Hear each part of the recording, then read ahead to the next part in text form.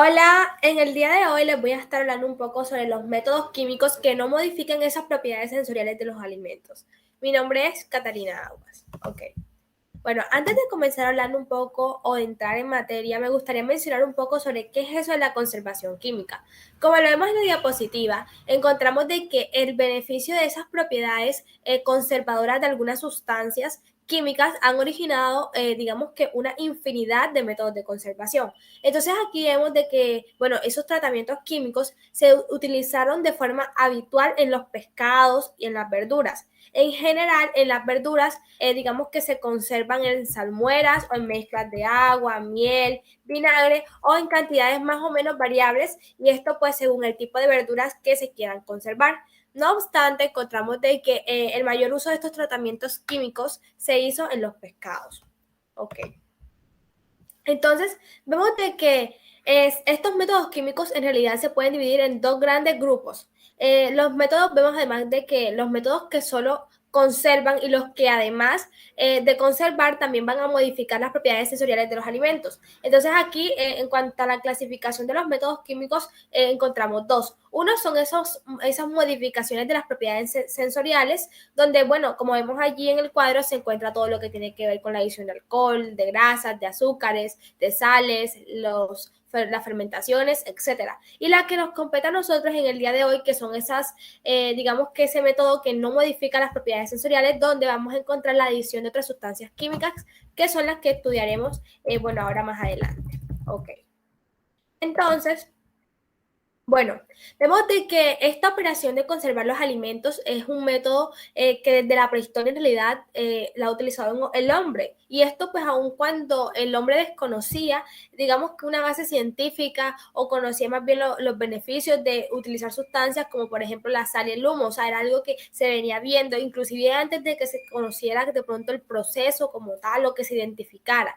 Entonces vemos de que las funciones conservadoras de las sustancias químicas en realidad han tenido como finalidad todo lo que tiene que ver con prolongar la vida útil de muchos alimentos. ¿Y esto para qué? Pues básicamente para su consumo, y esto debido a propiedades como por ejemplo el antipardemiento, que se encarga de, bueno, de cierta manera, digamos que obstaculizar o frenar el desarrollo de reacciones enzimáticas. También encontramos la parte de los antioxidantes, que son los que obstaculiza o frena el desarrollo de reacciones de tipo oxidativas, y encontramos también otra característica que es la antimicrobiana. Digamos que ¿cuál es la función de esta? Pues básicamente es destruir toda esa población microbiana contaminante, o al menos inhibir su crecimiento. Entonces vemos algo muy importante, que cuando se aplican estos métodos de conservación se van a distinguir los efectos benéficos que causan los alimentos.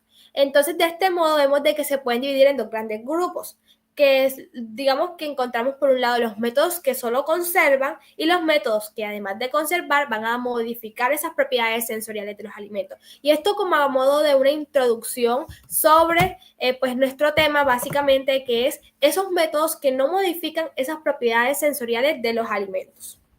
Ok, entonces, bueno, me gustaría comenzar hablando un poco sobre que, bueno, como lo vemos en la diapositiva, vemos de que estos métodos agregan sustancias, y esas sustancias que se agregan no van a alterar esas cualidades, digamos que sensoriales de los alimentos.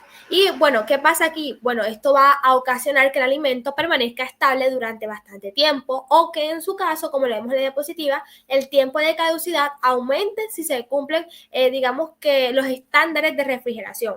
Entonces aquí encontramos de que entre las sustancias químicas que se van a utilizar para efectuar, digamos que todo ese método, se encuentran también las sustancias con actividad antiséptica, y esto es muy importante señalarlo. ¿Por qué? Porque estas sustancias se conocen también como conservadores químicos.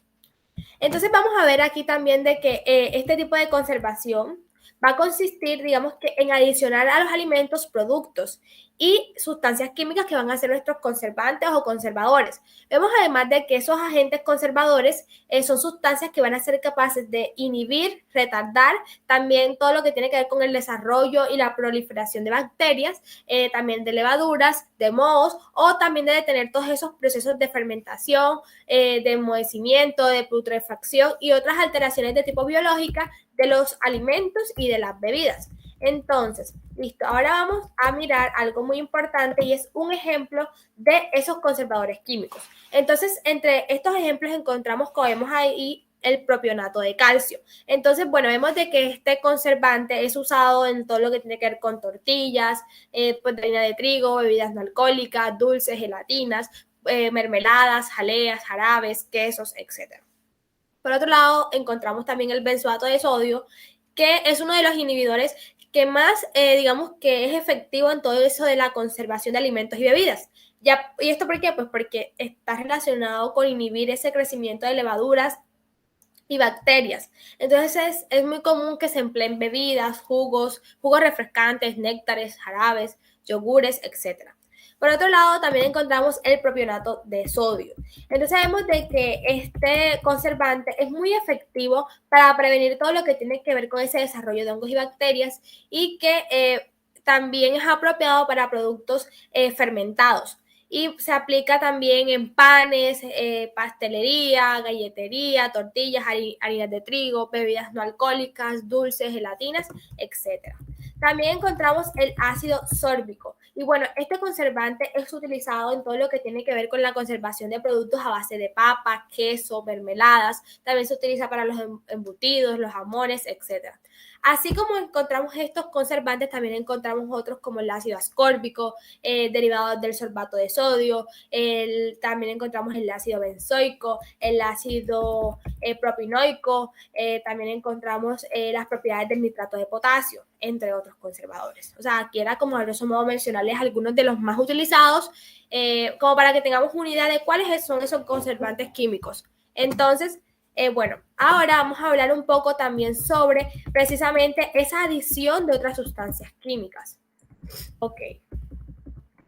Entonces, bueno, como lo vemos allí en la diapositiva, vemos que los métodos químicos que no alteran esas cualidades sensitivas de los alimentos, en realidad son los que van a utilizar sustancias y elementos de efecto antimicrobiano o bacteriostáticos. Y estos, ¿qué pasa con esto? Bueno, ellos poseen características para reducir toda esa actividad conservadora de los alimentos y además van a retrasar todo eso que tiene que ver con la parte de las vías metabólicas o en su caso van a inactivar esos microorganismos.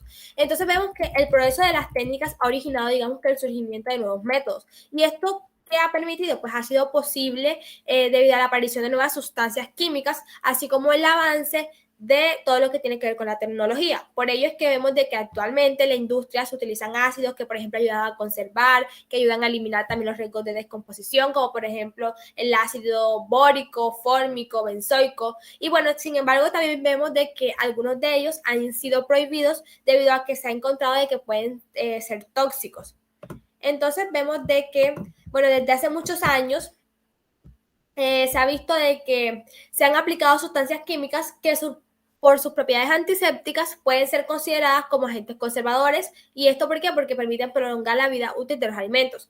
Entonces vemos de que desde el punto de vista de la protección antimicrobiana, vemos que los aditivos químicos se definen, como leemos allí, como toda sustancia capaz de inhibir, retrasar o detener tanto el crecimiento de los microorganismos contaminadores en un alimento como cualquier deterioro que esté relacionado con el alimento que pueda ser consecuencia en sus actividades metabólicas. Entonces aquí se van a identificar dos beneficios que proporcionan los aditivos químicos, entre los cuales encontramos que tienen un efecto de tipo bacteriostático y aquí, bueno, estaré relacionado un poco con todo lo que tiene que ver con la inhibición de esa multiplicación de los microorganismos y por otro lado encontramos un efecto bactericida que está relacionado con toda esa destrucción de la vida celular microbiana.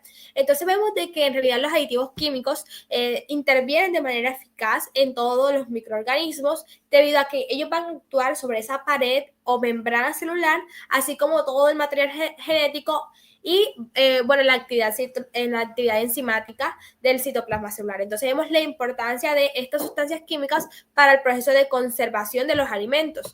Y bueno, vemos de que en realidad son muy utilizados en la industria en el día de hoy. Y bueno, estas son mis referencias bibliográficas utilizadas para poder llevar a cabo esta explicación. Bueno, muchísimas gracias. Chao.